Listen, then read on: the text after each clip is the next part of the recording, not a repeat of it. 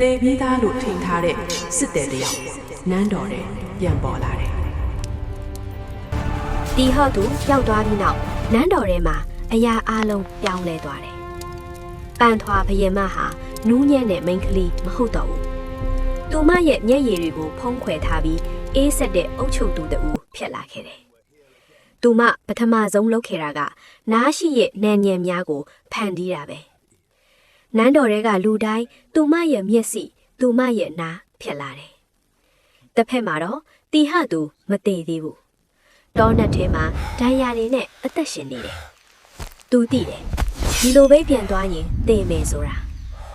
ဒါကြောင့်သူဟာမျက်နှာဖုံးဆက်တဲ့အဖြစ်ပြန်လာဖို့ဆုံးဖြတ်လိုက်တယ်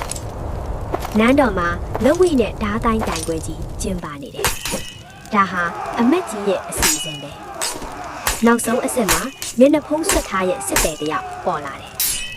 သူ့ရဲ့လှုပ်ရှားမှုတွေကမြန်လုံးကြီးအားလုံးကိုအနိုင်ယူလိုက်တယ်ဘယင်မပန်းထွာသူ့ကိုကြည့်ရင်နှလုံးခုန်မြန်လာတယ်ဒီလှုပ်ရှားမှုငါရင်းနှီးနေတယ်နောက်ဆုံးမှာအမတ်ကြီးကသူ့ရဲ့မျက်နှာဖုံးကိုဆွဲခွာလိုက်တယ်